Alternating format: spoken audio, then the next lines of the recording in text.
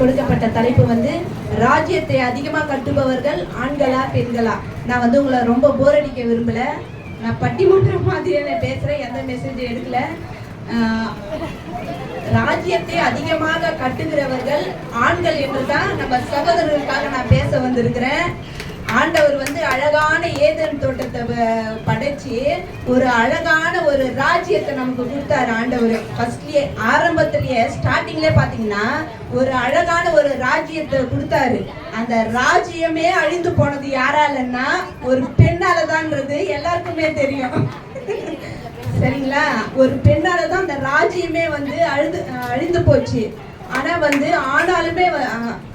அந்த ஆண் வந்து ஒரு நாளும் தவறு செய்யல. ஆனால் பெண்கள் எல்லாம் நான் தவறாக நான் ஒரு நாளும் சொல்லலை, அவங்கள பத்தியே நான் சொல்றேன். அப்புறம் இன்னொன்று வந்து சாலமோன் ராஜா, அவர் ஆட்சி செய்த காலத்துல பாத்தீங்கன்னா அவருக்கு நிறைய ஞானத்தெல்லாம் கொடுத்த அந்த ராஜா என்ன பண்ணாரு, அவர் ஆட்சி செய்யும் காலத்துல அந்த நாடே அவ்வளவு ஒரு செழிப்பா இருந்தது. நல்ல காய்கறி எல்லாமே வந்து ரொம்ப செழிப்பா ஆட்சி செஞ்சிருந்தாரு. அப்புறம் அவரு கல்யாணம் பண்ணாரு பாருங்க, அந்த பொண்டாட்டிங்க வந்த உடனே அந்த ராஜ்யமே விழுந்து போச்சு. அந்த ராஜ்யமே விழுந்து போச்சு. ஆனா வந்து அதனாலயே நான் பெண்களை பத்தி நான் குறை சொல்ல. நம்ம சபையிலேயே எடுத்துக்கோங்க, நம்ம என்னதான் நம்ம தமிழ்மணி சிஸ்டர் தான் ஃபர்ஸ்ட் நான் தான் ரட்சிக்கப்பட்டேன், எங்க வீட்டுக்காரர் என்ன சண்டை போடுவாரு, நான் தான் ஃபர்ஸ்ட் சர்ச்சுக்கு வந்தேன்னு சொன்னாலும், ஆனா நம்ம பால் எலன்குமார் பிரதர் ஒவ்வொரு நாளும் ஆட்டோ ஓட்டும் போது அவர் ஆட்டோல பயணம் செய்கிற ஒவ்வொருவர்கிட்டையும் ஆண்டவருடைய ராஜ்யத்தை குறித்து சொல்றதே அவர் தாங்க. பெண்கள் எல்லாம் என்ன பண்றாங்க, நாங்க தான் இது பண்றோம்னு சொன்னாலும் அவரு தான் ஒவ்வொரு நாளும் ஆண்டவரை பத்தி தன் ஆட்டோல பிரயாணம் பண்ற ஒவ்வொரு ஆத்மாவுக்கும் அவரு தாங்க அறுவடை செய்யறாரு. அதை நீங்க புரிஞ்சுக்கணும், மறந்துடக்கூடாது. இன்னொரு ஆனா பெண்களுக்கு பேசவே கொடுக்கறது இல்லைன்னு சொன்னாரு நம்ம அண்ணா. நான் சொல்றேன், நம்ம சர்ச்சில் உடன் ஊழியரா இருக்க நம்ம எஸ்தர் சிஸ்டரு ஒவ்வொரு நாளும் வந்து இங்க ஊழியர் செய்யறாங்கன்னா அதுக்கு வந்து அவரு அந்த நம்ம மோகன்தாஸ் பிரதர் தாங்க. அவங்க அந்த சர்ச்சுக்கு அனுப்புறது மோகன்தாஸ் பிரதர் தாங்க, மறந்துடக்கூடாது. சரிங்களா? அப்புறம் வந்து என்னதான் நம்ம ஸ்டீபன் தேவகுமார் பிரதர் கூட நம்ம சபையில தாங்க இருக்கிறாரு.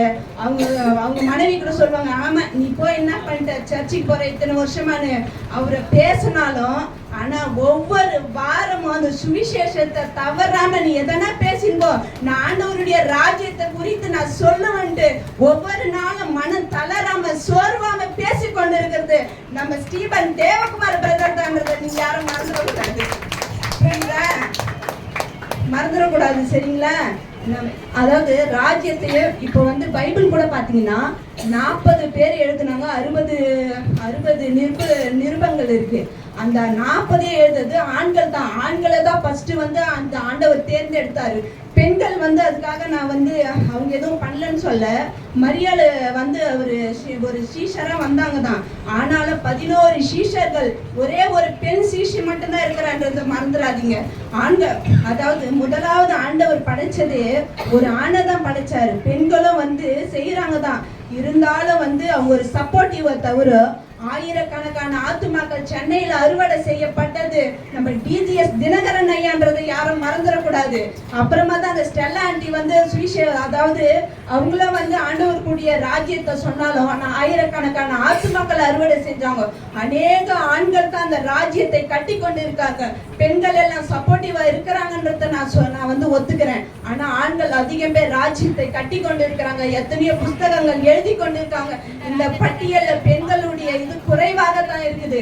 அவங்களுக்கு பேச இருந்தாலும் அவங்க கம்மியா தான் இது பண்றாங்க.